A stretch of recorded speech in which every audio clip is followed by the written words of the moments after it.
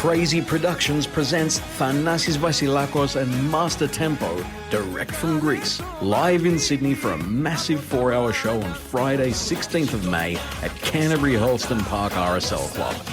Tickets are selling fast. Call 0418 451 481 to book today. There's no Ouzo Talk without a bottle of Ouzo, which is why we love the Greek Providor. Get a real taste of the very best produce that Greece has to offer. From olive oils and delicious artisan sweets to unique spirits, earthy herbs and memorable wines. Visit thegreekprovidor.com.au to see their amazing range. The Greek Providor, proud sponsors of the Ouzo Talk podcast. Sound is. Nick Athanasiou, let me ask you a quick question. Have you ever been to Mount Athos in your life? Short answer, no, I have not been. I have lots about it, a lot of great stories, but I haven't been, but I'm very keen to go. What about yourself? I've never been, but I do have a lot of family members who have been there, and they all say the same thing, that it is an experience that you have to have at least once in your life. I mean, it's one of those places that, in some respects, I mean, to use a sort of corny term, it's there's a sort of magical thing associated with it to some degree, because, number one, there are so many interesting things about it. The fact that there are no women there, the fact that you've got these ascetics, priests and monks and what living on all in this one region of what is effectively Greece. I'm just so interested in finding out so much more about it, right? Yeah, definitely.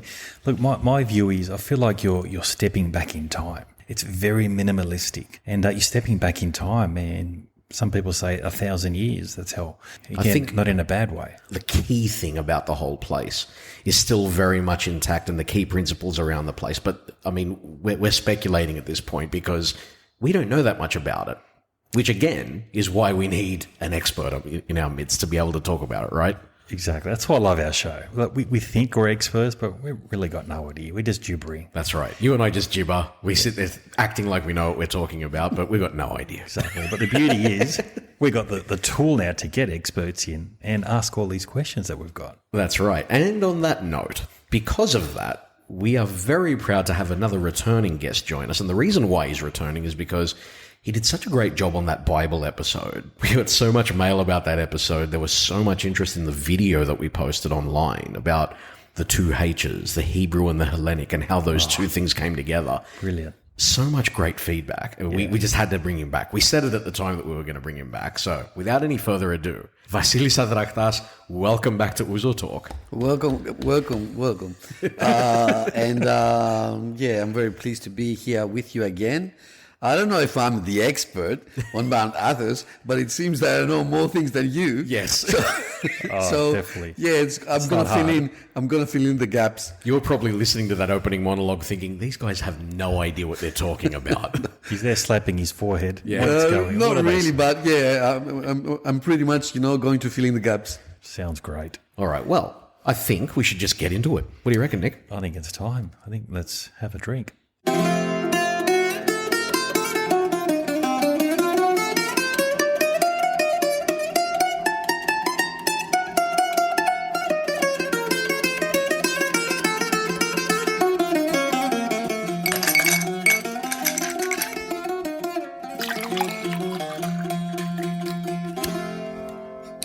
Στην υγεία μας. Cheers. Στην υγεία μας. Καλή εκπομπή. Wonderful. Good to be back. Yes. As always. And Nick, we've got something a little bit different happening here today because we have had Greek coffee.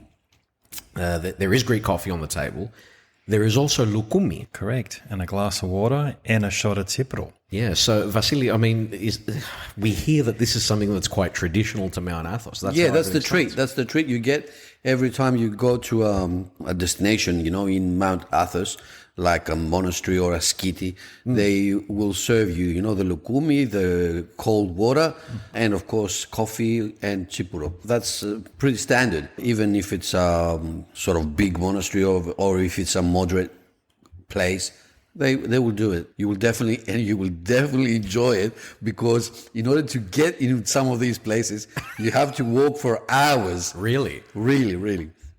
So after, let's say, 5, 6, 7 hours of walking, in ragged mountainous, regions, you get really tired. So you need this, this sugar, the lukumi, you need the water, you need the boosting up of the tsipuro. Well, that whole thing where they say, fire naglikathis, is that, what's the connection there? Like, is that rooted in any other tradition, in terms of like, offering someone a sweet when they come through? Yeah, the expression house? comes from that. It's not just, a courtesy at Mount Athos to be served this treat. It's also something you really need. You physically need it after so much walk. Interesting. But you said, is that correct? 5 to 6 hours of walking. Yeah, to get to one I've monastery. done it. I mean, if you start walking from Agia Lavra, which is the first and the oldest monastery, which is on the south and eastern tip of the peninsula, and you go to, let's say, Skiti Agia Sanis, which is on the other side of the peninsula, and on the other tip, basically, the southwestern, it's really, 6-7 hours of walking. Wow. Yeah, so you have to start in the morning and get there late afternoon. Yeah. Really late afternoon. And there's no roads, I take it. It's just footpaths. That specific, route has, I can't recall any roads. I mean, I went there in 1989. So that was 36 years ago. So there were no roads for that. So you have to go up, let's say, perhaps 1,000 meters, and then come down 500 meters. So it's not just walking 5, 6, 7 hours. It's also climbing in a way, going up, and then coming down. Not all distances are that big, but some are, big distances. Yeah. Very interesting. Okay. I've just had a little bit of the lukumi as well, rosewater. Mate, this is good stuff. It is. It is really good stuff, and you can see how it's like replenishing the salts and the sugars that you lose from the walk, right? Yeah, absolutely. The electrolytes. I can see how the coffee helps. How does the tsipuro help after a long walk? That's what it wakes you up. Has the opposite effect, right? Well, on the tsipuro, we do have a bottle of tsipuro on the table. Nicholas, let us know what it is. We're back to one of our old favourites. Muscat and Spinners 35N have come to the party for this episode. It's going down a treat, isn't it, Tom? Cannot go wrong. Absolutely cannot go wrong with anything that 35N does, honestly.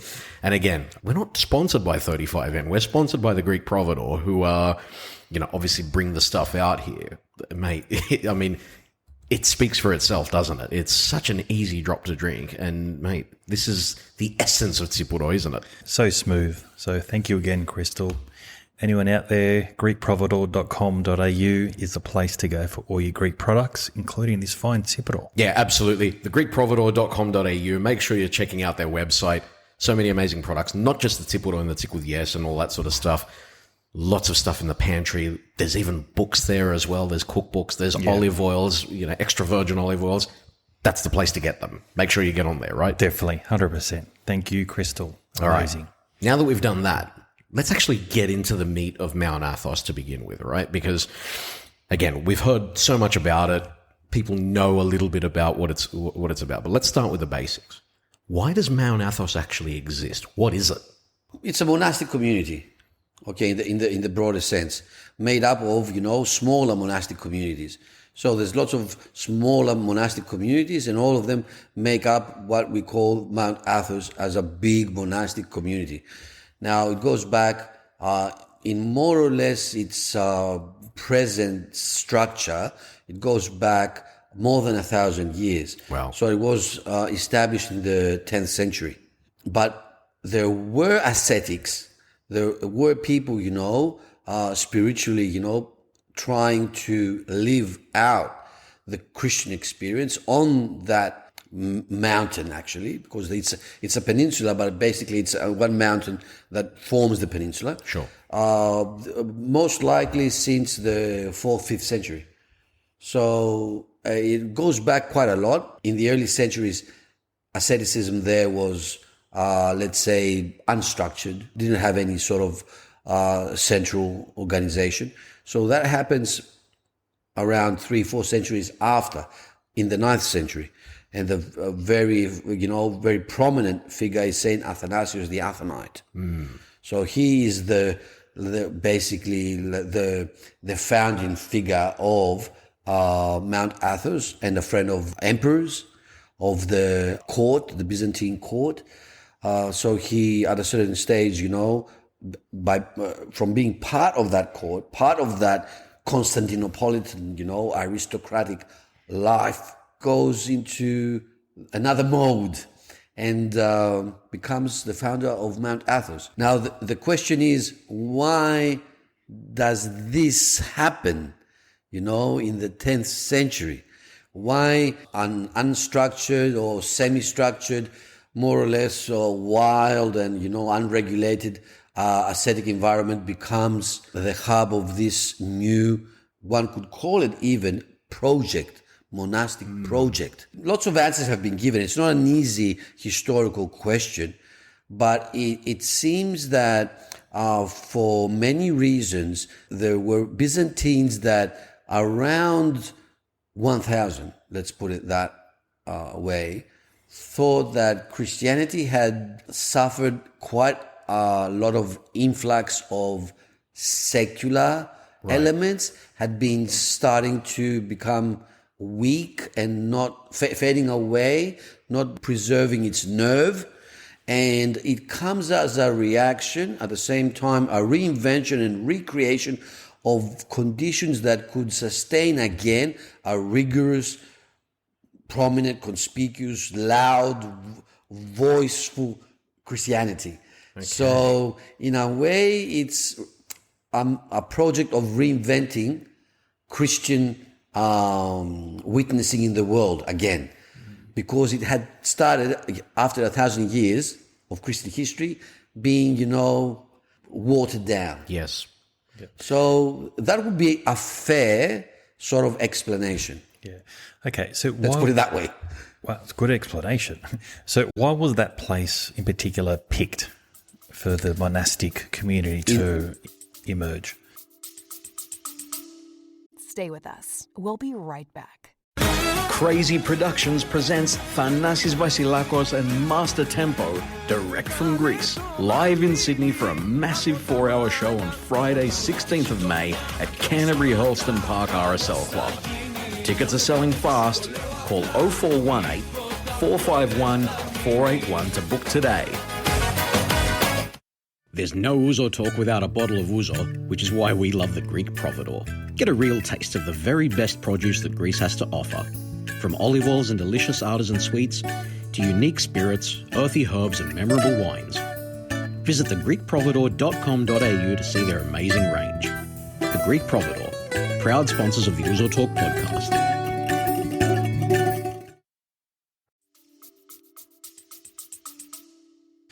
No, in the early centuries, it was quite isolated. Yeah. Sorry, was there any connection to Panagia? Because afterwards, the whole place becomes devoted to Panagia, to the Theotokos. But did she ever step foot in that region? Look, there are legends that that she did, but these are legends. We cannot verify them historically. Okay. But from a certain point onwards, the whole place is devoted to Panagia. It's regarded as a jurisdiction under her protection. Now, it was chosen by the first ascetics because it was hard to get there. The northern Aegean is quite rough, so it's a hard place to get. It's very mountainous. There's nothing there to cultivate. Actually, there's no plains. It's just a mountainous, sort of volume. So it's a really rocky place. So these two conditions, the geographical, isolation of the place, the difficulty to get there by boat, and the very place itself as being, not lending itself to cultivation or agriculture, was the reasons why the ascetics, and the ascetics in those early centuries looked for places where they could find lots of caves. Right. Caves. If a place had caves, it would be, ideal. Right. So there's lots of caves there, in the crevices here and there of Mount Athos. After that, things change a bit, and of course nowadays it's changed absolutely. We cannot talk about isolation nowadays. There's no isolation. There's no place on earth which you would call, an isolated place, apart from, some no one knows islands where, are in the Antarctic region where otherwise nothing is isolated now. Yeah. I can't help but think under today's circumstances, if you had a group of people coming together and saying, we're going to go to this place and we're going to start this, it sounds like a commune. Yeah, it is. By modern standards. How was it perceived back at the time that people started to go there? And was it a movement, or did people start migrating there independently in search of God or in search of quiet, so they can pray, I guess? Early asceticism or monastic life on Mount Athos more or less resembles the patterns of asceticism in other places of the world. We know where asceticism originated, like Egypt and Palestine and Syria. There, it's a combination of let's say situations or reasons that led to the emergence of those communities. For instance, one thing is the need to retain a fervent Christian lifestyle, which was jeopardized more or less with the coming of Constantine and the establishment of an empire that would very soon become a Christian empire. So there were people who saw this as a challenge, as a compromise. Okay, we are supposed to be, not of this world. So this not of this world mentality can be pursued better in places that don't seem to be very friendly to this world and its lifestyle, which is the desert. Now, another thing is that people could suffer, other things economically, socially, being disempowered.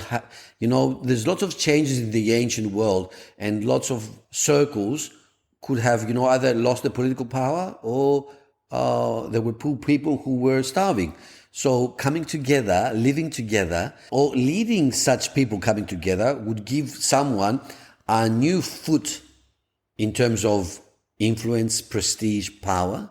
I mean, if you stop being a power figure in society, you can become a power figure with a bunch of wackos, inverted commas, in the desert. Imagine, being the leader of 500 monks, and they're not, joking. Wow. It's like being, the leader of 5,000 normal people. Yeah. So that's power again. Yeah. Imagine, you cannot live but on your own. Yeah.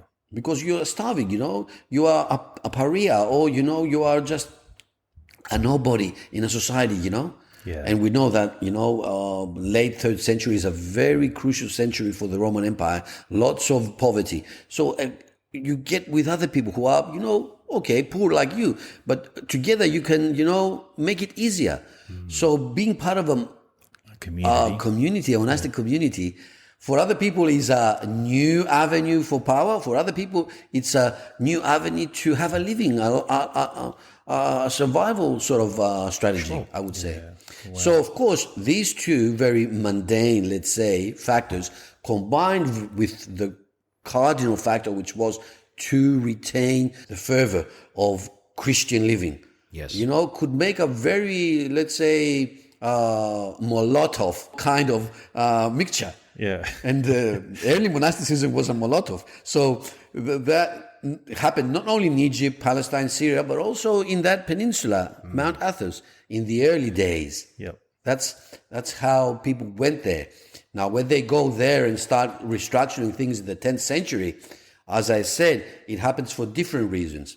It happens because the empire now has a 1,000 years history of going down, down, down, down, down, down, down. And if we leave things like that, Christianity is going to be a joke. So let's reclaim it.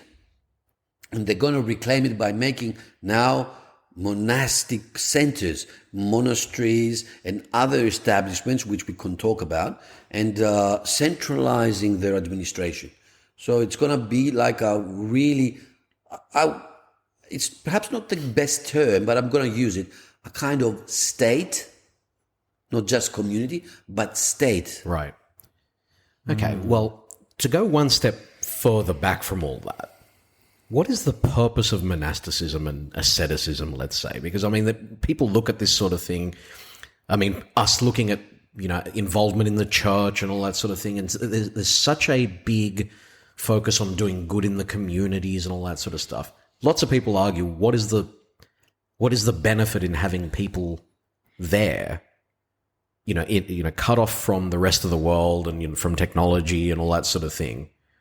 What good does that do other than to pray? And that's not to denigrate prayer or anything like that. But what is the purpose of monasticism? Look, the purpose of monasticism is not something different from the purpose of Christian life in general. It's the same purpose. And the purpose is to be to witness the kingdom of God. So Christians are in the world to witness the kingdom of God, which is to come. But we have to, through our lives, we also have to, show that it will come, because we are already, part of it, when we deserve it by being somehow part of it. Right. So for Christians living in the world, this dialectic, being part of it and showing it in advance and waiting for it in its fullness, the kingdom of God, this dialectic, is evident. It's there. People can see it. But sometimes, it's very weak. It's not that pronounced.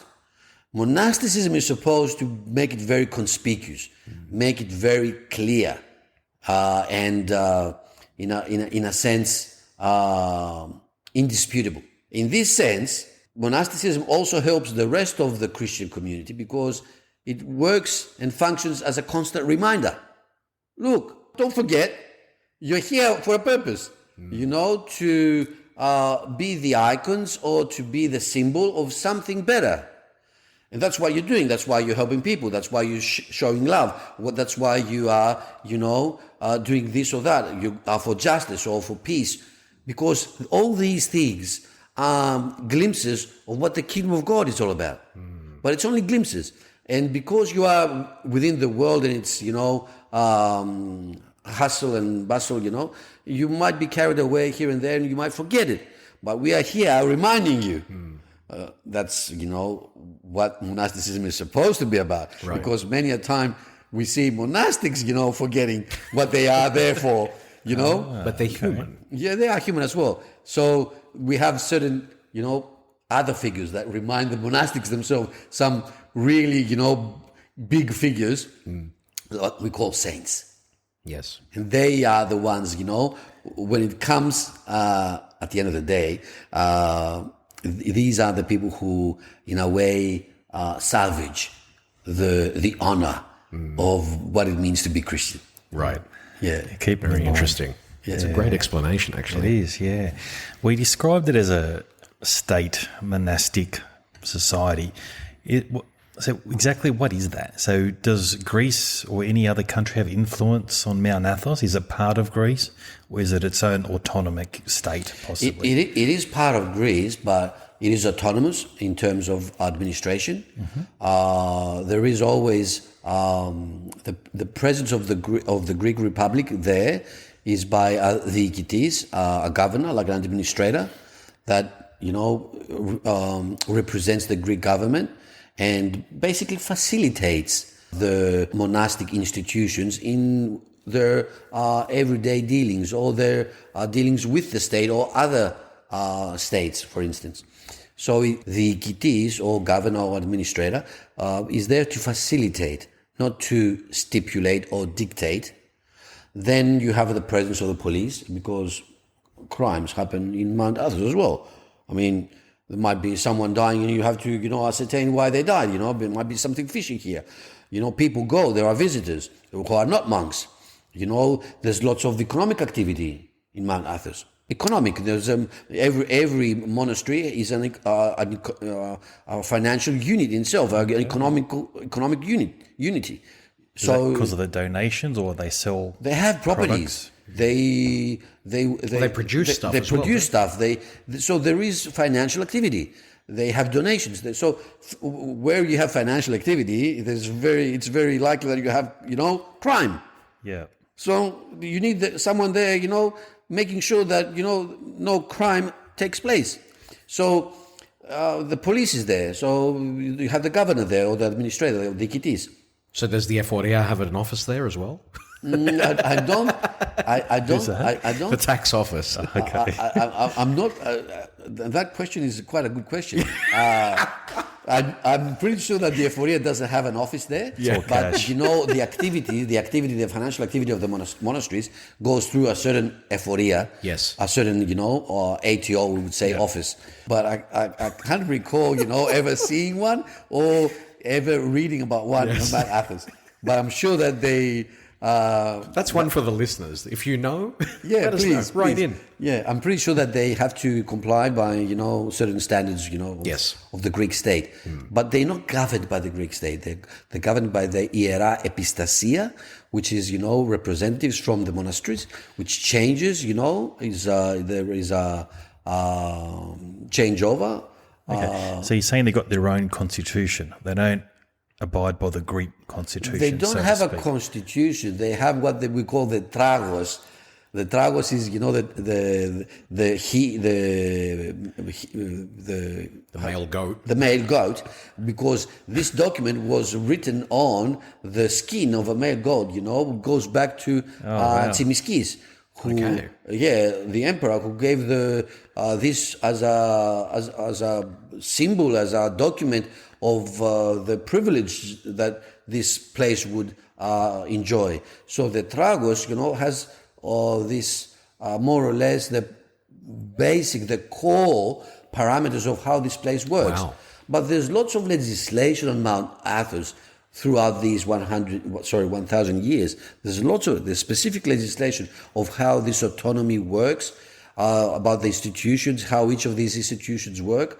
The most important one is, though, Iera Epistasia. That's the representatives that they reside in Protaton, which is, in Karies. The Karies is the Proteusa, the capital, and there you have the Iera Epistasia. And after that, each monastery is governed by its abbot, who is elected by the brotherhood. Okay. So you have, the Iera Epistasia, and then you have the abbots who are elected by their respective brotherhood communities. Okay. And then you have further other establishments we call skites, kalives, kelia, and so forth. So I always thought the Orthodox church or cathedral monasteries don't pay tax because it's all donations. But you're saying there might be an opportunity where they need to pay taxes. Of course, because when you produce wine, or when you produce timber, or when you have But do they sell it? real estate. Monasteries have real estate, in various cities. But they don't sell the real estate, do they? I thought. But they rent. They receive rentals, and I mean, or they sell their properties. And Really? Yeah, I mean, you remember the infamous scandal of what was called then a scandal of Moni Vatopediou. Yes. And the selling and the going and coming of, what happened with the Greek government officials. It was massive. It was massive What back was then. that? So you're saying there's property on Mount Athos that they were selling, and there was this. Not on Mount Athos. Mount Athos, throughout those 1,000 years, has lots of property all over Greece, and not only in Greece, but also in the Balkans. I understand. It's so... So Mount Athos owns property outside of Mount Athos. The monasteries themselves, they have, because of donations, because of properties and inheritances, or even the emperors or the sultans gave, these properties to the monasteries. Okay. So how many monasteries are there altogether? 20. 20 altogether. Yeah, 20 so there's monasteries. never more, there's never less. It's always good. They come up to 20 at a certain point because they start. First we have Lavra, then we have Iviron, then we have Vatopedi, and slowly, as they come, to be created, established, and founded, we reach the number which is 20. Okay. And we discussed this earlier. So what is the difference between a cathedral, monastery, and a church? Yeah, a cathedral is the church of the see of the bishop, archbishop, or metropolitan. So the church which is at the see is the cathedral. Okay. So our cathedral here in Australia, is in Redfern. Okay, because there's where the see of the archdiocese is. Okay. Now, So We don't have a cathedral in Mount Athos. Okay, Mount Athos belongs to the metropolis of Ierissos, so within Mount Athos we don't have a cathedral. We have the Protaton, which is like a cathedral, which is the most important church in the capital, the Caries. That's the Protaton. okay. So it's a very famous church, and it's of immense importance, if anything, for its paintings, the iconography by some of it by Manuel Panselinos, perhaps the most famous Byzantine painter ever. So it's a very famous church. Not very majestic. It's very humble, but the inside, the iconography is amazing. Wow. Now, each monastery has what we call a Catholicon. Catholicon. It's the central church where everyone goes. So that Catholicon is for everyone. That's the word katholu, for the olon, for everyone. So Catholicon has nothing to do with the Catholics. Don't. Okay. So we don't mix it up. And then the monastery is the big establishments, the abbeys, we would say, 20 of those. And then we have the lesser establishments, which are dependent on monasteries, the skiti, which again can be big, but not as big as a monastery. Yeah. We have the kalivi, which is like we would say it's like a townhouse or like a villa, Kalivi. and there Is it you like can a have kaliva? 2-3 monks living as a group of as a small family unit. Yeah. And then you can have the keli, where one monk is alone. So the kalivi and the skiti have to be dependent on some monastery. Sure. They come under a monastery. Okay. More or less, that's the structure. More or less. Okay. Very interesting. Don't ask me how many monks there are on Mount Athos, because That's my next question. the next question. Yeah, but Interestingly, though, I remember watching a fluctuates. documentary a few years ago, and the abbot of this particular monastery basically showed, I think it was actually 60 Minutes from the US. They went and visited there. The abbot said to the journalist, "Do you want to come and meet our monks, meet the people that make this monastery up?" And he said, "Yeah, absolutely." And he took him to a room where there were all the skulls of prior monks that had that had been there. But he was talking about them as though they're still here. We count them amongst the living. Is that something that is a general approach to the way things are done? yeah, that's a general approach. It's more pronounced at monastic circles, but it's like us. We think of our people, our own people, our families as all friends being departed, but not non-existent. Yes. So we recall their names, in the liturgy. We pray that they are good, We communicate them, liturgically. Yes. Now, in a monastery, this is the only difference. This is more pronounced. There's a past, a present, and a future. So it's one like a continuity. So It was very profound as well, because he stood there in front of this glass case where all of these skulls were, and he said, "This is the mirror. This is the mirror for us. This is where and again, it was this continuity that he was, to your point. Yeah. Very interesting. Yeah, Wow, and it's so you called don't really die. Yeah. the osteophylacio. It's very, very important for them. Yeah. So they don't have cemeteries then?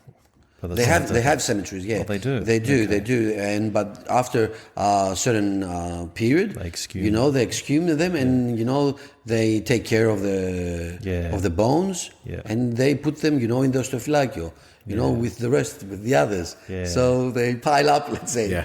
Let's say they've got to be really healthy, these monks, because they don't eat meat. They've got a vegan diet. Yeah. What's the mortality rate there? I'm sure that I don't know, but they're quite healthy. Yeah. Yeah, and the food is exquisite. Yeah, because I can say that the food is we exquisite. They don't have meat, but the food otherwise, is exquisite. Mount Athos has perhaps some of the best chefs in the world. Well, to this point, wow. so I mentioned this on a recent episode. So Akis Peteretzikis recently did one of his latest shows on Mount Athos. I don't know if you've seen it, Vasilia, but it was fantastic. If anything, if you watch it, guarantee you're going to want to go. I really wanted to go after that, right? just for the food. Just for the food. And again, this is a program about food. I had no idea like how many unique dishes had come out of Mount Athos. And one thing in particular, the base for their, a lot of their, like their soups and all that sort of thing is made out of cremidosomo or something like that. So it's basically an onion stock, which is the basis of all of their soups and all of the, all of their foods basically. Because it helps food set. Yes, it was unbelievable and such fancy stuff as well, like fish with dates. And Aki actually said in the episode, mate, he goes, if I put this on my mental, they'll say that this is gourmet. Yeah, it's like, no, it's from Mount Athos. Yeah, but you said, go to Mount Athos only for the experience of the food. Yeah, it sounds a bit mundane and trivial, but one should go if they don't have any other reason for the food, because it's not. For the food means that you will help the preparation, the cooking of the food. Yes. Living in a monastery, you become part. Even if you stay for 1 day or 2 days, you become part of the making process of the food. Cleaning and cutting and doing this or that. Then it's the food itself, the quality. The wine, the bread, and whatever food they have. It's top quality. The process of eating, how they eat. They eat 2 times every day. One in the morning and one in the late afternoon, early evening. So it's in between you don't eat. You eat 2 times and that's it. Yeah. But the fashion of eating, the way they scriptures are read aloud when they eat.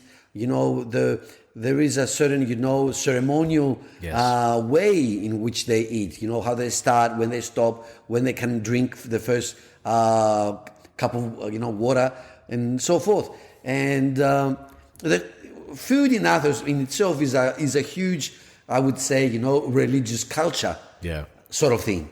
So even for that, one has to go. Well, I'll tell you something. It's so interesting now because we talk about the fact that Mount Athos is sort of maybe against modern technologies and sort of shies away a little bit from it. It hasn't stopped one priest in particular, and he is a priest, who has a YouTube channel, which is a cooking channel. Yeah. Which Aki went and visited him, and I've actually seen some of his videos since. Amazing. Yeah. Genuinely amazing. And interestingly as well, this particular priest met Ayopaisio. It was he who actually said to him, you're going to stay here. Because he went there as, I think it's something like, if I'm not mistaken, an 18-year-old. And he said, your future is here. And he was right. We'll touch on Vasilias, definitely. But just back on the food. So my understanding is that they only eat for 10 minutes. They don't talk. Someone reads a prayer in the background. Is that correct? Look, perhaps it's not 10 minutes. It's more than 10 minutes. But, I think this was on the same 60 Minutes episode that Tom saw. Yeah, I know. I mean, perhaps it's an exaggeration. Okay. Because I suppose there is half an hour of eating. Okay. But it's a whole process it's a very ceremonial. They take positions. Where the priests, the monk priests are to sit, where the schema monks are going to sit, where the simple people wearing the raso, the cassock is it? Yes. Are sitting. Where the lay people are sitting. The abbot has to come in, otherwise no one starts. The abbot has to sit down. There's a bell there. There's a kudunaki, ding, ding, ding. There's a very ceremonial. Wow. So it takes half an hour, all of these things. It's just eating. It's a process itself. Yeah. I really, sort of miss that part. Yeah. It's really. So you like the discipline. No, I mean, I like the discipline. It's like a culture in a culture, isn't it? It's a culture. And it's amazing quality. I mean, you wouldn't be disappointed, having the taste of Mount Athos cuisine. Even though there's no meat, you wouldn't even understand. You wouldn't miss it. Miss it? No. You wouldn't. Wow. Amazing. Sounds great. I think I want to touch on as well, what is this Byzantine time and date? I understand Mount Athos, the clocks, date, not what we're used to here. Yeah, it's more of a natural sort of calculation. So you start counting with sunset. So it starts from there, and then you go on. Πρώτη ώρα, έκτη ώρα, ενάτη ώρα, That's how it goes. So midnight is sunset. So you start from 6. 6 is Roughly. sunset. Yep. Yeah, roughly. And then you go 6, 9, 12, 3, 6, 12, 3. So 6 again is the circle, full circle. Right. So you start from 6 and you go up to 3 o'clock in the afternoon the next day. After that, it's 6 again, but it's the start of the other day. So we don't start from 1 o'clock a.m. Yeah, midnight. We start from 6 p.m., Right. which is more or less, roughly speaking, let's say in certain seasons, the sunset. Okay, well, this sort of makes sense. Yeah. Yeah, yeah. And Sunset to sunset. yeah, okay, because that's when the sun goes. Okay, I get it. So today it's Tuesday. We're coming very close to 6 o'clock. Yes. So in less than an hour, it's going to be, for the Byzantine way of counting things, Wednesday. And as for the dates as well, what calendar do they use? Look, I'm pretty sure that, for the dealings with the society in general, and outside of Athos, they use, the calendar that we have. Yeah. Oh, okay. So it's the same. But liturgically, for the spiritual life cycle of life of living, when do they do their prayers? How do each of the monks do their canona? The thing they have to do in their own, room. They follow the 6 to 6 calendar. Yeah. Now, I've also seen, as part of like their call to, to go for Vespers and prayer and all that sort of thing, I've seen them hitting, instead of a bell, they're hitting pieces of wood as well. Is this Simandro. right? Okay. It's called Tell us a bit about it. semandro because it comes from semantics, Right. So it signals that something is going to start. What's that something? A specific service Right. at the church. So the monk hitting the simandro is calling, sending out the signal to the monks, because they might be working, they might be, in their rooms, doing their canona, their personal prayer. They might be doing anything. Yeah. So we have, Esperinos, Vespers, or we have Orthros, Matins, or we have the Divine Liturgy, or we have, some other service. Come. That's the meaning of the simandro. So it's like their alarm clock, 5-minute warning. No. That's a good way to put it. But speaking of technology, so is it true? Do they have TVs and mobile phones and internet technology there on Mount Athos, or is that just a myth? Nowadays they do. They do. Okay. All technology that we know is already in Mount Athos. Okay. Now, I'm pretty sure that, although the technology is present, and every monastery has that technology, not every monk goes around, with a mobile phone and or a TV in their, keli, their cell. He's not watching KO on the weekend, mate. Because, the monastery as such, under the supervision of the abbot, has, of course, TV, there are computers, the monasteries, for instance, like Vatopedi, which is, at this stage, it's the most economically, sound, to put it that way. Monastery has lots of power, which it uses, to do lots of philanthropic activities, not just in Greece, but throughout the world. Yeah. It wouldn't be exaggeration to say that if there is missionary work going on in Africa on the part of the Patriarchate of Africa, then of Alexandria, then it's thanks to the financial assistance of Vatopedi. Mm-hmm. Now, such a monastery, has lots of activities. Has publication house on its own. It publishes books. So you need technology, all sorts of technology. So there are, monks that have the evlogia, the blessing to, use this technology. But I'm pretty sure that not every monk, has a whatever, in the pocket going around, Because I read it's a really good place to detox from technology. Once you prep your food, during the day you just walk, beautiful scenery, and don't interact with technology. But and you don't have the time, you don't have the time for technology. I mean, you have a diaconima, which is, you have a function in the monastery.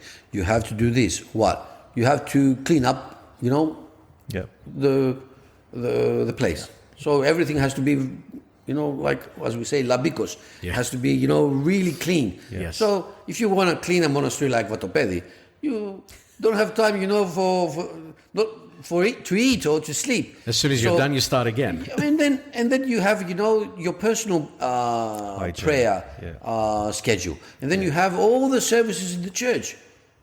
You don't have time for, social media and, likes and, this sort of stuff.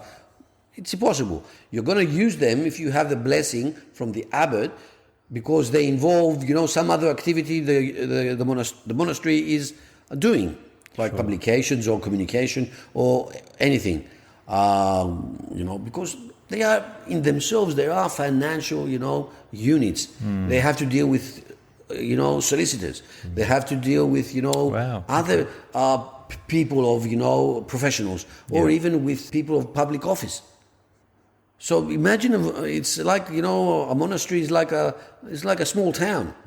There are jeeps, there's cars, there's trucks, there's everything in Mount Athos. Yeah. Even in much of the things I'm mentioning now was already there in 1989 when I went. Imagine now 35 years after. So it'll be a lot more now. Yeah. Okay. So what is the connection there with Mount Athos and Constantinople, for example? So are they on equal par, or is the no? head? They come under the ecumenical patriarchate. They are although it's autonomous, it comes under the jurisdiction of the ecumenical patriarchate. Okay. So there is a bishop under which all Mount Athos is, which is the bishop of Ierissos. The bishop of the metropolitan of Ierissos is part of the Holy Council, the Sacred and Holy Council of the Ecumenical Patriarchate. So they are under the Ecumenical Patriarchate. So the person they mention liturgically there is the Ecumenical Patriarchate, right, with the exception of one. Okay. Okay. And why is that?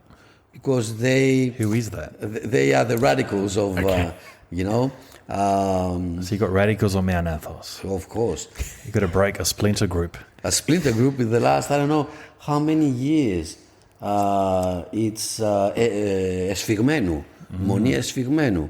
I think it's since the early 70s. So for 50 years now, they have stopped, mentioning the name of the patriarch.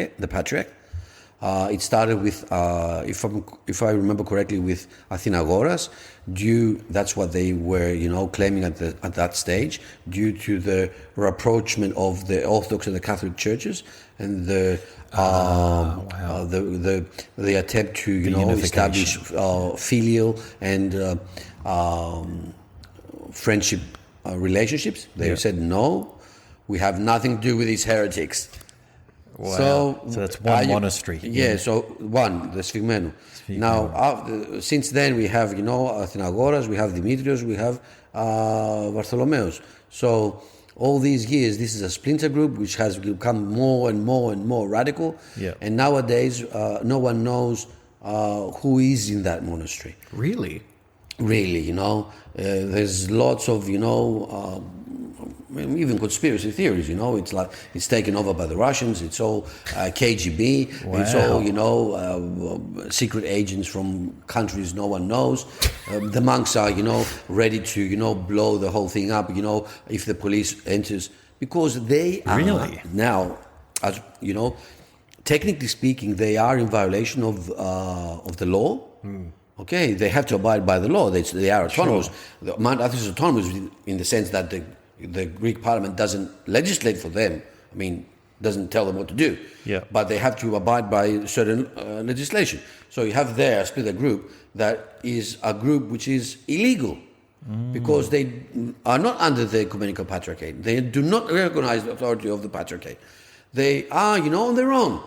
So 50 and plus perhaps years of, being illegal. And the Greek government is just whistling, doing nothing. Yeah, well, they can't. Why? Because most likely they are afraid. Are we gonna go there? Send some commander, sort of, force, and they're gonna blow up the whole thing, Take and out then these we're monks. gonna have dozens, if not hundreds of casualties. Well, I mean, you don't know what these people are going to do. So there's a real fear that they're dangerous in this place. They are dangerous. Not they fear. They are dangerous. Wow. They have proved that they are dangerous, And if, as far as I'm concerned, these are, they are, I mean, we sort of think of religious fundamentalists as being the far right in religious behavior. I mean, there's even righter than the right of the fundamentals. And these are the wackos, the religious wackos. These are crazy people. Wow. So they're Really? extreme right of the extreme right. Religiously speaking. Wow. And also politically. Okay. And also politically. Has anyone... Nick's ears is pricked up. Oh, this is exciting. This is good stuff. Yeah. This is politics and religion in Mount Athos. Oh, I love it. And So can anyone so I understand tourists go to Mount Athos. Can any of them go to this monastery? Sigmenu? Yeah. No. You're not allowed in. No. Okay. Because they don't recognize the epistasia, the iera epistasia, which is the body that issues you with a passport. When you go to Mount Athos, you have to be issued with a card, kind of a passport. Yep. When you go to a monastery, the first thing they ask you is to show this diamonitirio, which is a card of it's an accommodation to be allowed to stay there. Yep. What are you going to show if you go to Esphigmenou? The card from the iera epistasia, but Esphigmenou doesn't recognize their authority. So see you later. So there's no way to go there. So So there are earlier people point. going there, Yeah. but they're going, illegally Without by the pass. By boats, parachuting, or they're going, the back door. There's a back door. They don't go from the. They go from they go from places where there's no proper policing of. And everyone's scared to go to this place. What? Okay. No one goes there. one goes there. Only their own, Their own type. bunch of co-wackos. Okay, here's a question now. What ethnicity are they? Are they Greek or are they something? Many are Greeks. Oh, they're all... Oh, so it's a mix. Yeah, but So I understand they're Mount also Athos- Russians. There are also other Balkan peoples. Yeah. There's lots of other peoples. So But to your earlier point, though, we don't know who's there. we don't know. But We I don't can know how many understand why. monks live there. Who is really a monk? Who is really a monk and not just going around in, Tom, we're gonna find out. in Rasa, in Kasuk? How many weapons they have? Because they've got weapons. There's weapons there. I mean, I mean, we have seen pictures with people, being, armored. Whoa. And what's the patriarchate's stand on So this? these are vegan monks. The patriarch has said, look, we're waiting from the responsible Greek government to once and for all, solve the issue according to law. And no one is doing it, nothing. Do they see them as... And the proper, sorry, Tom, the proper community, which is because there is a proper community, a proper brotherhood of Esphigmenou. And they are in Karies, and they are living, in a Kalivi. Yeah. And, they're just waiting for the others to, I don't know what, die out. I mean, what? I mean, that's what I was gonna say. surrender. Like, whoever is there, eventually they would have to die out if no one's coming in and out via the proper means, unless they're replenishing via illegal means. 50 years and It's kicking, screaming. Yeah. So do they have skirmishes, Sphigmeni versus other monasteries, one of the other 20? Or they all just get on? There's sort of like a borderline. You don't go near there. Esphigmenou tends to keep on its own. Okay. Doesn't interact with others. So they've got enough resources around them, like crops, food, fishing, all that. They don't need They to. do their own venture stuff, but how do you go on doing things 50 years without any? I mean, if you are within a context that is against you, how do you keep on 50 years if there's nothing coming in from someone? So there are venues of sustaining this abnormality. Let's put it that way. This is fascinating. I reckon there's other monasteries, but they're saying with the archbishop, but they're really a dotted line. There to are Sphigmeni. perhaps monasteries that a little more let's sympathetic. Say, sympathetic. They wouldn't like the army to come in and just kick them out. Yeah. But again, they're not interacting with them. Yeah. But They does the know that- patriarchate... Sorry, Vasily. No. Does the patriarchate look at them as themselves being heretics, or have they excommunicated them? What's their stance on the thing, other than, aside from the legalities of having a group there that They is are a potential you know, danger. when you do such a thing, you are, de facto, you are a schismatic. You've already put yourself, out of the church structure, and you don't recognize the patriarchate. If you were, honest, you would say, okay, I'll just go and do my thing wherever I want to do it. You don't do it within the jurisdiction, of the patriarchate. Because there are other there are other authorities within the Orthodox Church, let's say, in inverted commas, that don't recognize the patriarchate. How does that work out? And who are they? How many are there? You mean like what? Like alternatives like to the the Russians? patriarchate? Yeah. Yeah, the only authority that nowadays, has severed the communion with the patriarchate is the Church of Russia. Right. Otherwise, the other churches explain haven't that gone again. that far. So Russia don't. There's only one amongst 15. Just one.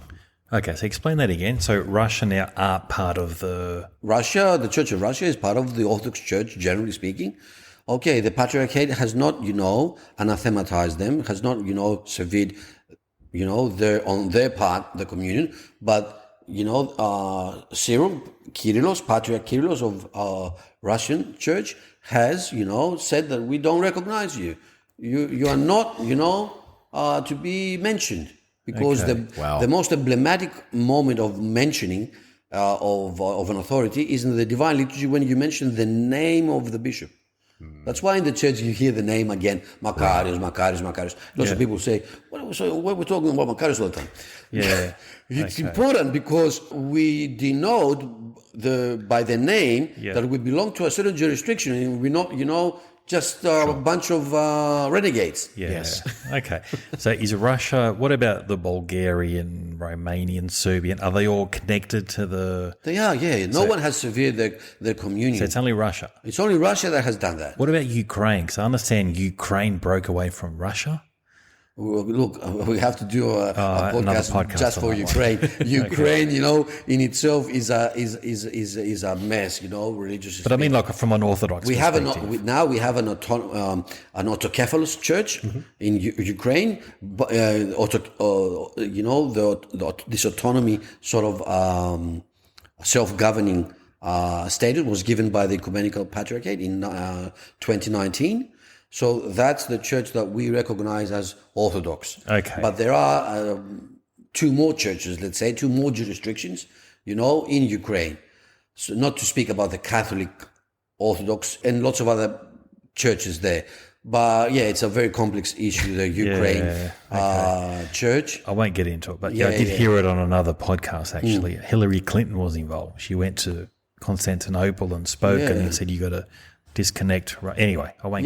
But it's very much part of the it's very much part of the geopolitics. Yeah, it's not only a religious thing. And this is where it becomes very, very complicated because it's religion and geopolitics. Yeah. Okay.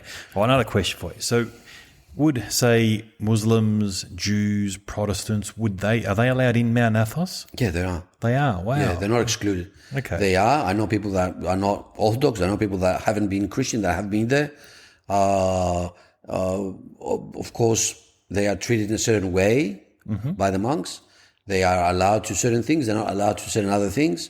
Okay, because, for instance, they would have to leave the church, for instance, at a certain point in the Divine Liturgy because they are not baptized. They are of a different religion.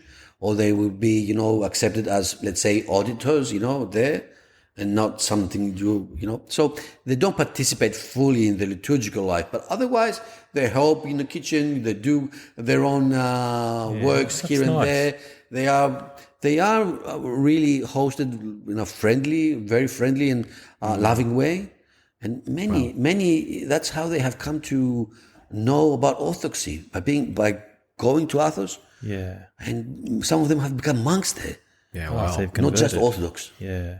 By being, Muslims or Buddhists or Hindus or any other religion. There are lots of people there that didn't even have a Christian background.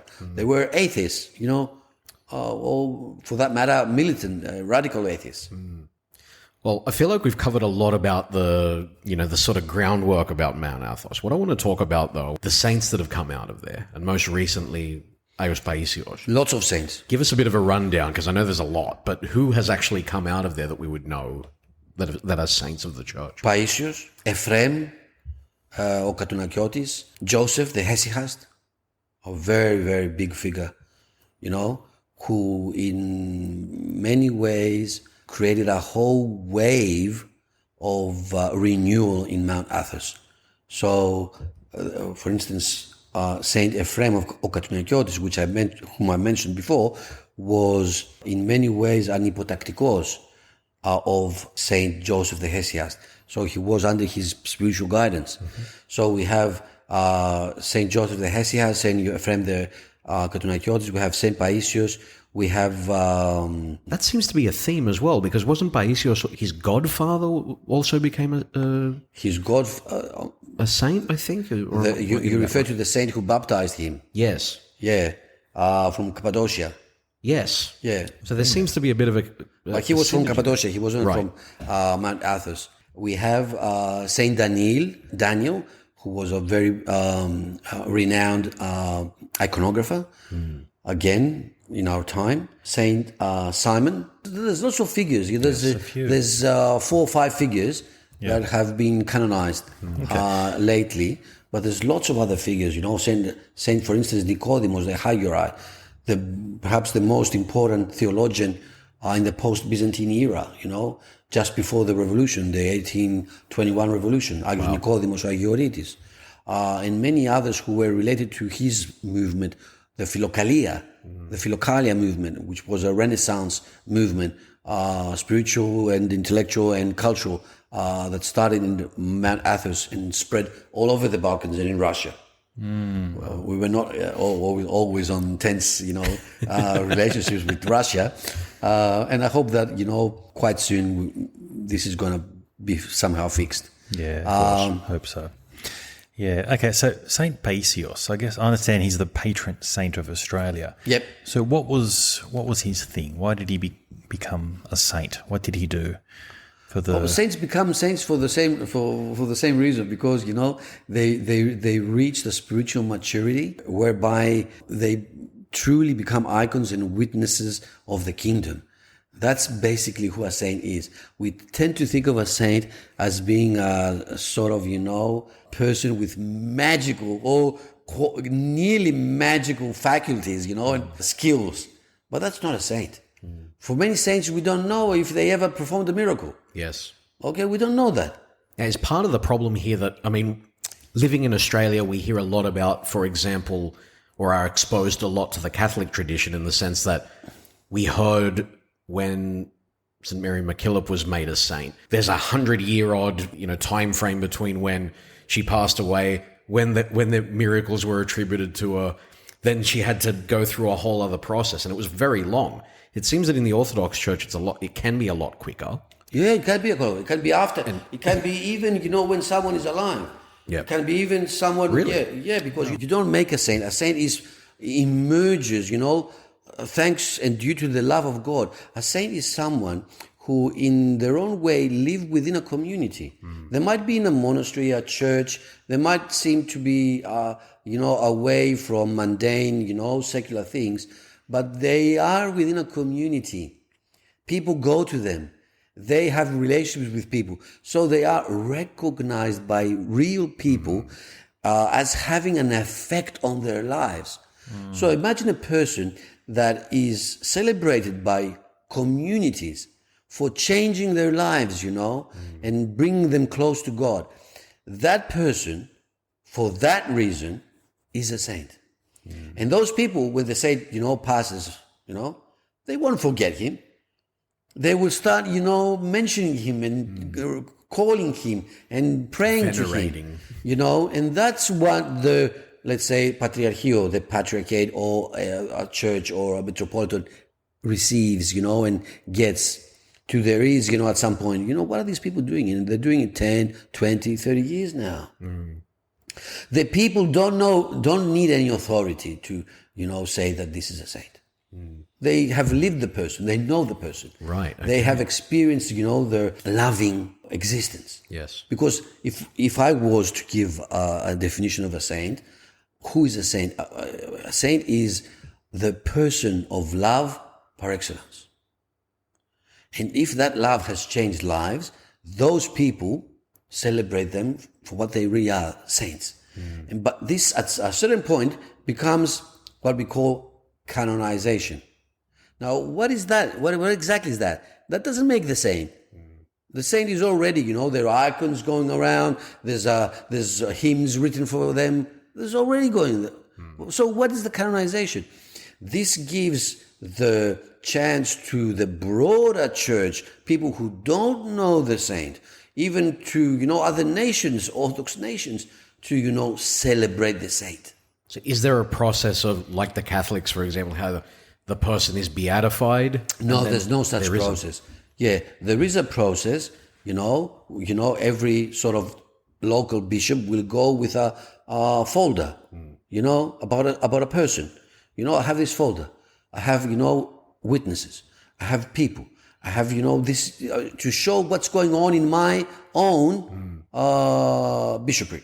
Yes. My jurisdiction. So this is going on. This is what people do. Okay, we want you to look at it, and if you think that this should be more disseminated to the entire church, proceed. Wow.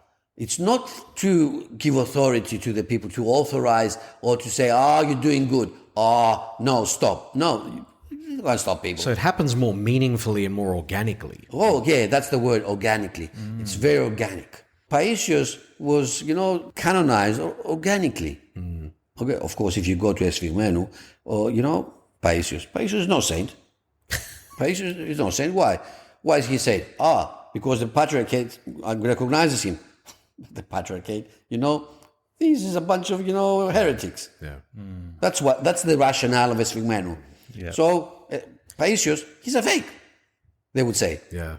So, because they're not organic part of what was going on. Yes. 50 years, they are just made their own thingy, and they're just keeping it. Yeah. Well, I have to ask you, you mentioned that you were there in 1989. Did you ever meet him? No. You didn't? No. Do you know anyone who did? I didn't meet him. Unfortunately, I didn't meet any of these, great luminaries, Porphyrios, Tsalikis, Iakovos, Patirevmenios, Ephraim, Paisios, all these, I didn't meet them. And I really regret, because I would have made it because it was nearly, at the end of their lives. Yes. But yeah, you came just after the miracle. You were they haven't, but it's like I've met them. Yes, it's like I've met them. They have so much, influenced me, and had so much of an impact on my life. Even nowadays, I pray to them. I mention them. I read their works. Some have left works. I really engage with them. It's like I've met them, but I didn't in the flesh. Yeah. Okay. Are there any living monks now that will end up becoming saints that we know of, do you think? I'm pretty sure that they are. Yeah. There must be. I don't know who these monks are. I'm pretty sure there are people who are not monks. They're just living amongst us, just like us. Yeah. They are real saints, because I think that, people who really love their neighbor, the fellow human beings, and they show it in a sacrificial way. Because, to love someone is not just to say, I love you and I'm being kind to you, and I'm being accepting. No, it's a sacrificial thing. You have to, it has to hurt. Because if it doesn't hurt, then you cannot really prove it. If loving someone hurts you in many ways, and it can be psychologically, spiritually, it can be financially, it can be, if it has an effect on you, bad one, but nevertheless, you persevere in loving, then you are a loving person. And that makes you a saint. Very interesting. Even to a small degree, but it makes you a saint. Wow. And if you are a saint in a small degree, that's all you need. You don't need to, see the future, see the past, perform miracles. That's what the saints themselves are saying. They would go, to these monks, and they would say, tell me what's going to happen to me. How important is this gift you have from God? And these monks, these simple monks would say, you think this is important? That I'm able to see the future? No, it's not. Did you ever meet a great schema monk while you were there? Yes. I've met great schema monks, and small. It's just it's a distinction, very, very prominent in the Russian church. Not so much in the Greek Orthodox Church. I mean, you become a novice. You live with the monks, and you are, a novice for a certain period. It might be 3 years, might be 1 year, might be 2. The church canons say that it has to be 3, at least 3. It can be 10 for some reasons. Who knows? You have to be tested, and then you become a proper monk, which is a schema monk. Now, a schema monk might be a small schema and a great schema. A great schema is, in many cases, retained for monks just before they die. In the Russian church is even. And do they wear red? They wear certain vestments. Yeah, which are it's like a cross. It's black and red. It's a reminder of dying to the world. There is a certain attire. Okay. And are they? Do they live on their own? Are they recluse, or they? No. A recluse is a certain type of monk that lives on their own. They can be schema monks. I mean, great schema monks. Yeah. But they can be just schema monks. But a recluse is a certain type of monastic ascesis. It's a certain type of monastic life. Yeah. You live as a recluse, which is, of course, very, very hard. Wow. Just want to go back to Paisios real quick in terms of so much of what's said about him nowadays and from the community are the qualities of prediction and like the Nostradamus type of element. Yeah. What are the sorts of things, for those who maybe don't know, what are the sorts of things that he had spoken about, and why does he have that sort of reputation? Look, as far as I can say, Saint Paisios was a very, as a nature, as an individual, because saints have their own individuality. Not all saints are the same thing. As an individuality, as a subjectivity and person himself, he was very patriotic. Because he had this refugee background. Yes. He was very much about the national, ethnic, patriotic, Hellenic thing. And so much of what he spoke about was geopolitical. Many a time, and God works through who we are. So God was working through Paisios, through this character, his trait. So many of his, experiences were embedded within this trait of his. Now, he might be speaking, about, this or that thing in the future in connection to this trait of, Hellenism, the Hellenic. And certain people might have, understood it in certain ways, because we know that it's one thing to say something, it can be 1,000 different things, how you interpret it. So there's no such thing as, what someone said and what's the meaning of it. It's what someone said and what are the meanings that people, certain people, every and each one of them, for their own reasons, made out of it. So, did Paisios ever speak about the restoration of the Byzantine Empire? Did he? Could he have spoken about a restoration using a certain imagery and language, but meaning different things? The Lord himself uses the imagery of the apocalyptic literature, speaking about, the sun and the moon going red and falling down and stars, just fiddling, here and there, and, the whole universe collapsing. This is not the imagery of Jesus. He didn't invent this imagery. This was already there at least 200 years before him. It's the so-called apocalyptic imagery of apocalyptic literature.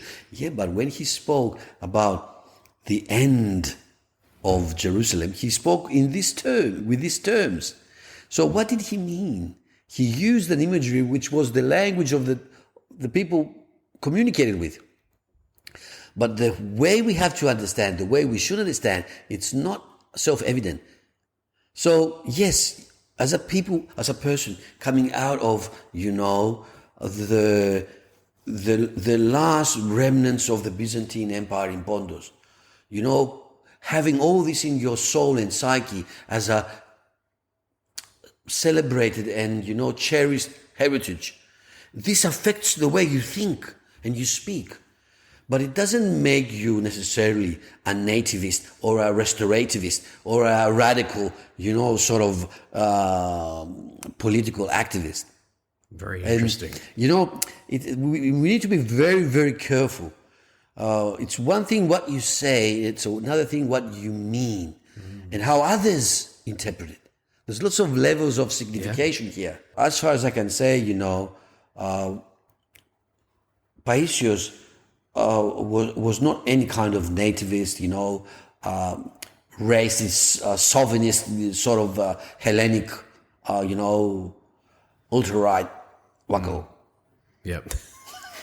Yeah, that's not the profile of the person. It's not the profile of the person that that's what I was gonna say. real people met and talked with, and saw how humble and how loving and how merciful he was in his soul, how sweet. I'm so glad you've said that though, because it's very difficult to navigate. Yeah. Like when you hear the stories of how people met him and the words that were shared with them and whatnot, and then juxtapose that with things like these predictions that were made, it seems very out of character with the person. So it's very interesting that the way that you've interpreted that. Look, I'll give you an example, and perhaps this will make it even more, clear.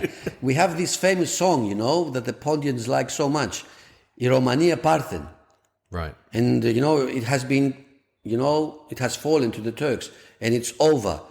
But anθεί και φέρει κι άλλο. It will flourish, and it will bring more. Now, what do you get out of this? That the Romania, the Roman Empire, the Byzantine Empire has gone, but it flourishes and it will bring more. Is it restorative? Is it nativistic? Is it, nationalistic? I have given us a lecture on this, amongst the Podians, and I've said to them, the proper understanding is that yes, it does flourish and it brings more, and it's a better empire than the one we have, and it's here in Australia.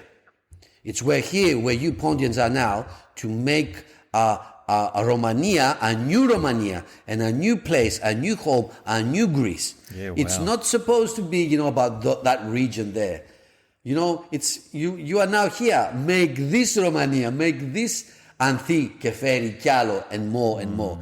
So I'm using a very restorative, nativistic, nationalistic discourse, sort of, jargon, but I mean the totally opposite thing.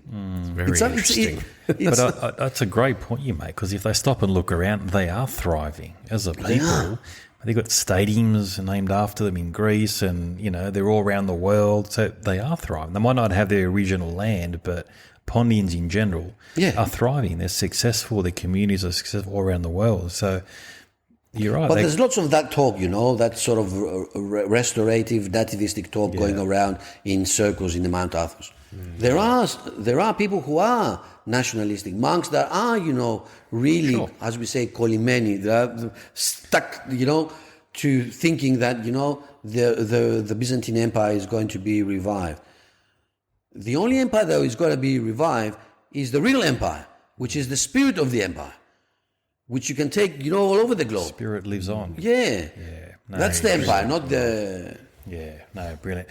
Well, our first episode of the year, Dimitri came on, talked about Byzantine chanting, and he touched on the relics in Mount Athos, which we found fascinating. Do you know much about what relics are in Mount Athos, and in particular, Panagia's belt? Yes. Got brought up in conversation. Can you tell us a little bit about that? There's lots of items from Panagia. There's lots of relics from saints of the early. I will not go into detail. I'll just say my experience, which I can say now as if I'm there. Sure. It's 35 years, and it's I did this walk from from Megisti Lavra all over Mount Athos to get to the other tip of the peninsula to Skiti Agias Annis. And there, why it's called Skiti Agias Annis, because they have, if I recall well, the hand of Agia Anna, the mother of Panagia. Wow. Oh, wow. Yeah. Now, some would say, How do you know? It's Mary Magdalene. Saint Mary Magdalene's Mary left Magdalene hand. is in I think Simonopetra. Yeah, her left hand Yeah. is in Simonopetra and her foot. Yeah, Is in- I'm talking now about Skiti Agias Annis. So the mother of Yeah, Mary. and there we were. The first thing they do they give you the treat, and after they take you to the church to venerate the relics because they are alive. The saints are there. So they took us to this, Agia Anna relic. Wow. No, is that Agia Anna? Well, that's my question. How do you know it's I don't know. authentic? And if you want my answer as a believer, I don't care. Yeah. But I know that that's the relic of a saint. How do I know that? Because they say, kiss the relic. Now, I kissed the relic. And I touched it. And I still have the touch of my lips. When I touched it was like I really touched something that was alive. Wow. You see, when we touch our hand, there's a certain, plasticity. It was like that because there is a space there where you can really, it's put it into a sort of box, but there is a space open where you can really touch it with your, And I've never forgotten this. This, was I haven't forgotten it because it was surreal. Surreal. It was amazing. Wow. Amazing. So I've got goosebumps now. yeah, is it Saint Anna? Is it some other saint? I don't mind. I don't care. It's a living evidence of that enables me to connect to the past of my faith. It's something that comes from the past, huh? Yeah. A blast from the past, The symbol is more powerful than it's there. what might be the reality. Yeah. It's so real. It's more real than real. Perhaps I can only convey the experience of touching, a dead part of someone, and that part being, having a temperature, it wasn't something like dry or cold. Yes. It had plasticity and it had a temperature. Texture. A texture and a temperature. So that's my experience from the relics on Mount Athos. Wow. So, there's lots of other talk about, other relics and other, items. Did you sip on a year's belt? No, I haven't seen it. Seen it, Because they've got Saint Mary Magdalene as well. Her left hand's there. Yeah, that's in Simonopetra, one of the monasteries. That the one that has all those balconies. Yes. One on top of the other. Okay, sure. Amazing. There's a whole list of stuff here. It's unbelievable. 3 kings' gifts to Jesus. These gifts are preserved on Mount Athos. The Magi gifts. What about the piece of the Holy Cross? Is there Well, a lot of people purport to have pieces of the true cross. Oh yeah. How accurate do we think that is? Look, with the amount of pieces going around, this cross was massive. Yeah. It's always how you navigate these things. Yeah, and depending on how big the piece is, it might be as big as your finger. For instance, you have a simple cross, Yeah. Now, you have it in the church. Everyone goes and kisses the cross. Now, is that cross less than the cross? True. No, it's the same cross.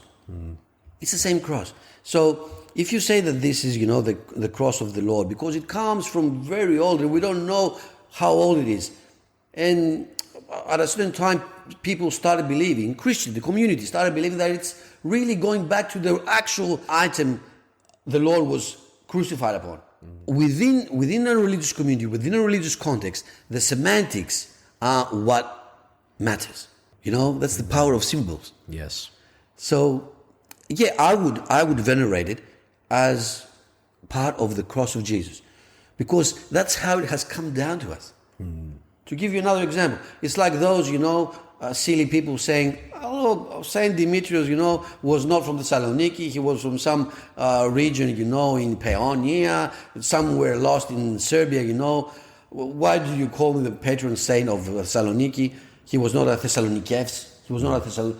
Okay, yeah, but through the collective memory of centuries, he has so much been connected to this city that you cannot think him as without the city, and the city without So they have become sides of the same coin. And that's why he is of Thessaloniki. He is, I don't care from which village he was born in. That's not important within the semantics of religion. Sure. Yes. You know, I was born in Condell Park Hospital, so what?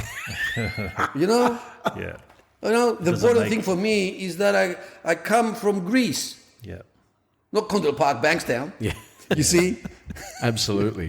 Wow. Okay. Amazing. All right. So if I had to go to Mount Athos, what do you recommend? 3 days, 4 days? Absolutely 3, no less than 3. Okay, 3 days. And if you had to pick the top 3, how many monasteries can you see in 3 days? Is it 3 or 4? Okay, you can see, let's say 6, 6? if you're very fast. Yeah. So what is your 2 top per 5? day.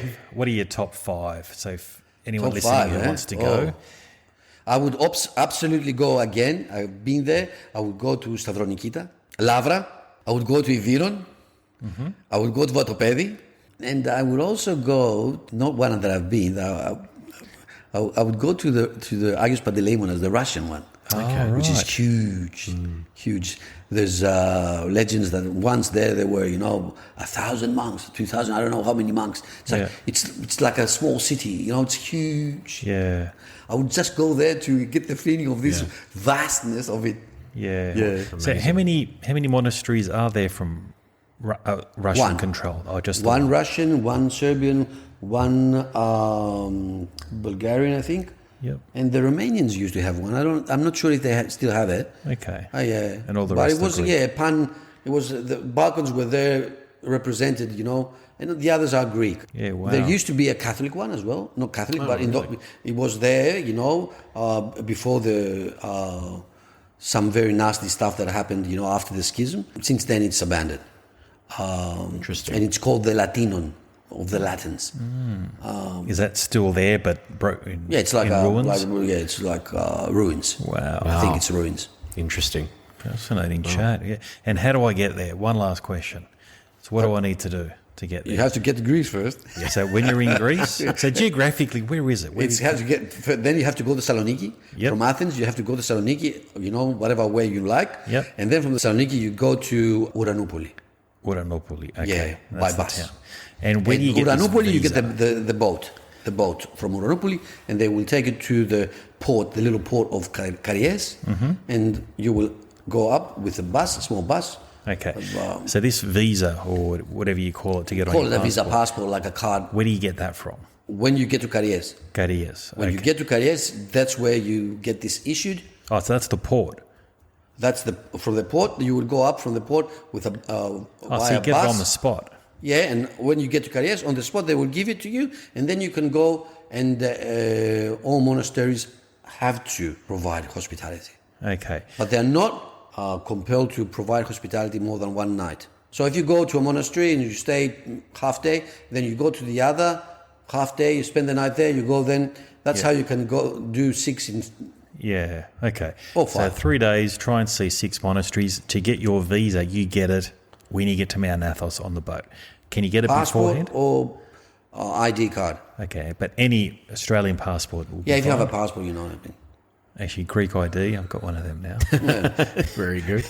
So you know, Fantastic. All right, great stuff, Vasily. This is fantastic. yeah. And it's not only the food or the mystique of the... It's the geography of the place Of the too. mystique. It's the natural environment. Yeah. The natural environment there is magnificent. Okay, so where the 3 fingers are up in Alkias, is it the furthest one? If you look at Mount Athos is the furthest towards the east. east. Okay. Yeah. So, So- that whole finger is Mount Athos. That's Mount Athos. Yeah, wow. So it's the food, it's the natural environment, Yep. and of course it's the spirituality. Yes. 3 Yeah. things. Okay, it's going to be really an experience of serenity, Yeah. Beautiful. calmness. Is there you know. beaches there? Can you swim? There are beaches, and it's not forbidden, to swim. But generally, monks You don't go there for that. Don't really. What's the word? Take their cloths off. No. I'm talking about people who the visitors. They don't really, They're not there for swimming. Yeah, they say to people, don't do it. I mean, because Okay, so it's a disrespectful thing. Yeah, I mean, yeah, but it's not that it's forbidden. Okay. Yeah, Just thinking if it's a hot day, but yeah. Yeah. Busy Try after a to 6-hour go trek. when it's not so hot. I'd prefer to go in winter, quite frankly. Oh, yeah. I Winter like would the be idea beautiful. of that. Yeah. I like the idea of that. That's fantastic, mate. Great chat, Tom. What do you think of that? Absolutely. And I'm just so glad that we had Vasily back in the room with us. Always a pleasure. Yeah, thank you for calling me. Perhaps it was not so much of a scholarly, historical,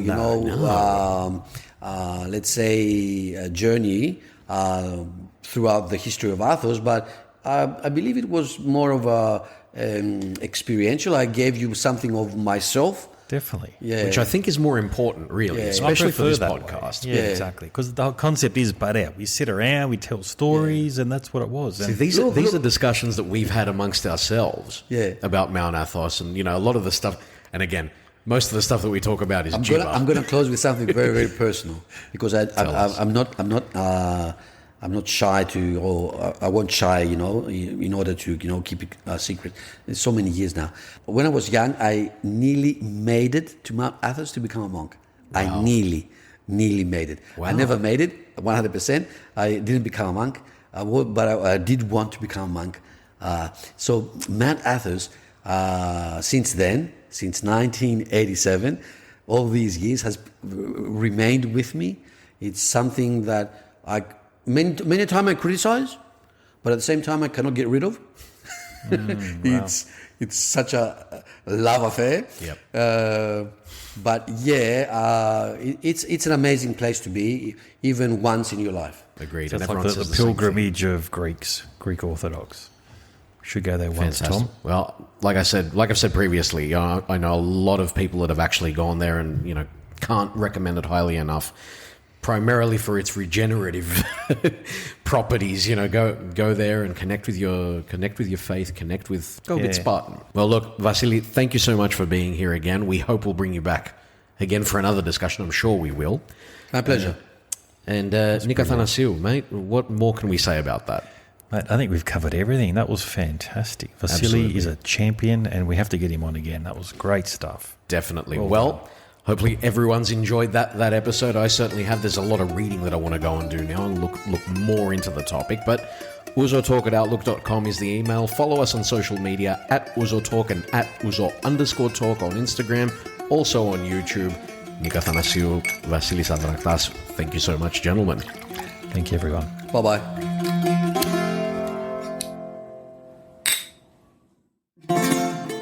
Ouzo Talk is produced, written and presented by Tom Skolarikas and Nick Athanasiou.